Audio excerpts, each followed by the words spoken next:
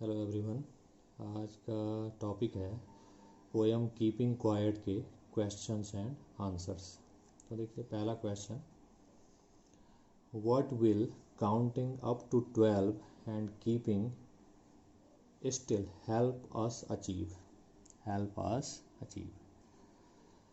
तो क्वेश्चन है what will counting up to 12 माने 12 तक गिनती गिनने का, एंड कीपिंग स्टिल, और स्टिल का मतलब शांत, कीपिंग स्टिल में शांत रहने का, हेल्प अस हमारी हेल्प करेगा, अचीव में प्राप्त करने में। व्हाट क्या प्राप्त करने में। तो क्वेश्चन है कि यदि हम 12 तक गिनेंगे और शांत रहेंगे तो इससे हमें क्या अचीव करने में सहायता मिलेगी, हम कौन सी चीज़ इससे अचीव कर पाएंगे। तो देखिए जैसे कि पोइट ने कहा है कि यदि हम 12 तक गिनें और अपने आप को शांत रखें तो हम किन बातों पर विचार कर पाएंगे। तो जैसे उन्होंने कहा है कि जो लोग शक्तिशाली हैं, पावरफुल हैं, जो पावरफुल पीपुल हैं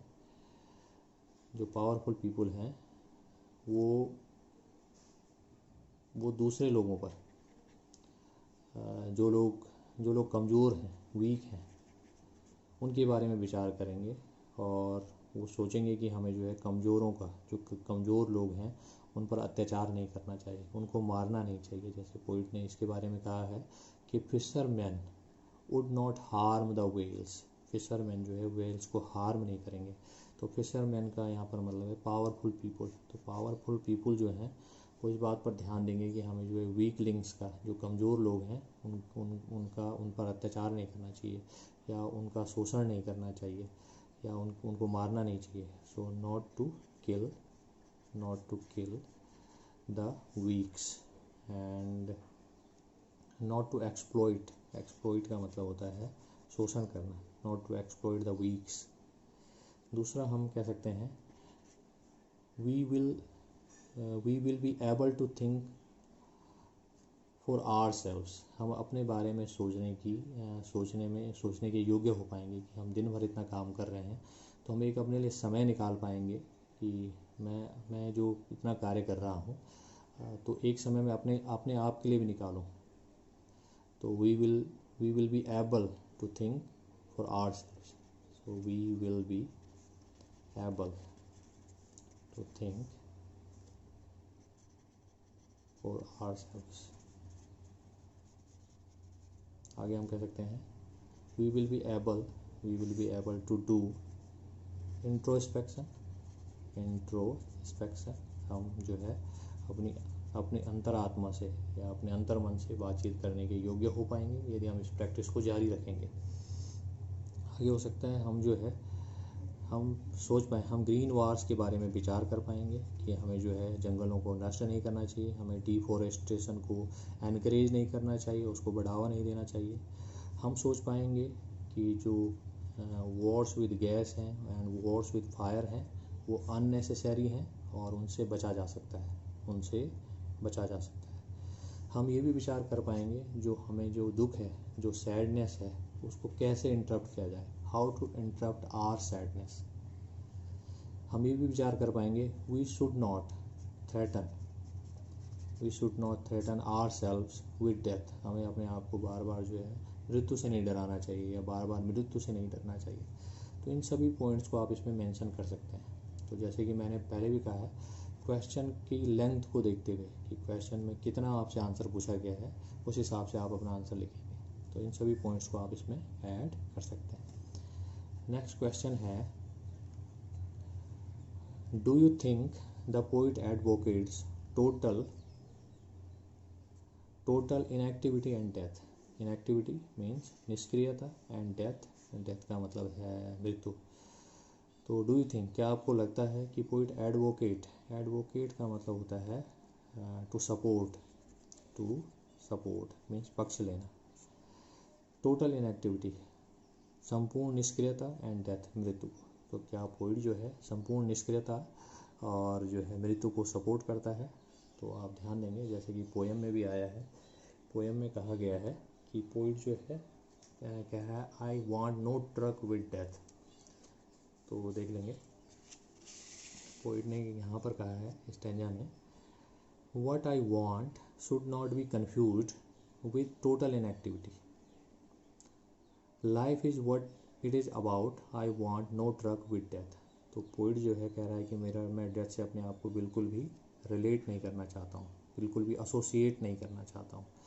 और इसी तरह से वो कह रहा है कि जो मैं कह रहा हूँ उसको आप टोटल इनएक्टिविटी से कंफ्यूज ना हो जाएं। तो इसका मतलब वो कहना चाह रहे हैं कि हम कह सकते हैं कि पोइट जो है टोटल इनएक्टिविटी और डेथ को एडवोकेट नहीं करता है।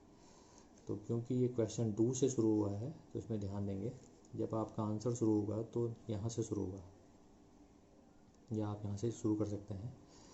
आप कह सकते हैं नो, क्योंकि आपका आंसर है नो, क्योंकि वो टोटल इनएक्टिविटी और डेथ को सपोर्ट नहीं करता है। तो पोइट आप कह सकते हैं no, the poet does not, the poet does not, the poet does not, या आप डजंट लिख सकते हैं। The poet does not advocate total inactivity and death. तो ध्यान देंगे, जब जिस क्वेश्चन में भी, जो भी क्वेश्चन प्रेजेंट सिंपल में होगा, तो जो यदि उसका आंसर आपका जो सब्जेक्ट है यदि वो सिंगुलर है, क्योंकि जैसे यहाँ पर द पोइट एक ही पोइट है, तो नेगेटिव में आप डज नॉट का इस्तेमाल करेंगे, और जो मेन वर्ब है जिसमें पहले एस आ रखा है अब उसमें एस नहीं आएगा। No, the poet doesn't advocate, poet advocate नहीं करता है, सपोर्ट नहीं करता है टोटल इनएक्टिविटी एंड डेथ को। नेक्स्ट क्वेश्चन है, what is the sadness that the poet refers to in the poem. What is the sadness, कौन सा दुख है, दैट द पोइट रिफर का मतलब होता है तात्पर्य या मेंट मतलब उनका क्या अर्थ है, किस चीज़ की तरफ वो इशारा करना चाहते हैं इन द पोएम, कविता में। तो पोइट ने एक जगह कहा है कि this huge silence might interrupt the sadness. Poet ने कहा है कि जो ये ह्यूज साइलेंस हम लेंगे वो शायद हमारी सैडनेस को इंटरप्ट कर सके, कम कर सके। तो वो कौन सी सैडनेस है, तो वो सैडनेस है वी नेवर ट्राई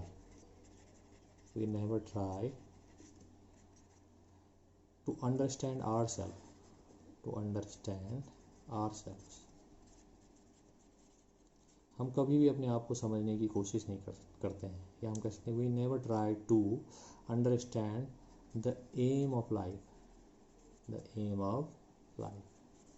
तो लाइफ का क्या एम है, हमारा वास्तविक एम क्या है, the real aim of life क्या है, उसको हम कभी भी समझने की कोशिश नहीं करते हैं। We just keep going and we just follow the people in our society. हम देखते हैं कि लोग ऐसा कर रहे हैं तो हम भी ऐसा ही करते हैं, हम भी इन्हीं के साथ चलते हैं, हम कोई अलग से कदम नहीं उठाते हैं।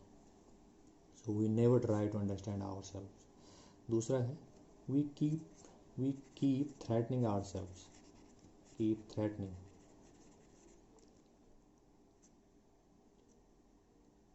We keep threatening ourselves. हम अपने आप को जो है थ्रेटन करते रहते हैं, डराते रहते हैं विद डेथ। तो हमें लगता है कि हमारे ऊपर जो है मृत्यु का खतरा बार बार मंडरा रहा है, तो हम उससे अपने आप को जो है डराते रहते हैं, मृत्यु का डर हमारे ऊपर बना रहता है। तो ये सभी जो है हमारे क्या हैं, दुख के कारण है, सैडनेस के कारण है। तो यही वो दुख हैं जिन से जो है पोइट का तात्पर्य है। तो आप इसको पॉइंट में लिख सकते हैं, आप लिख सकते हैं the poet refers the following points in the poem. और द सैडनेस आप यहाँ से स्टार्ट कर सकते हैं, the sadness that the poet refers to in the poem are the following. इस तरह से आप इनका आंसर लिख सकते हैं।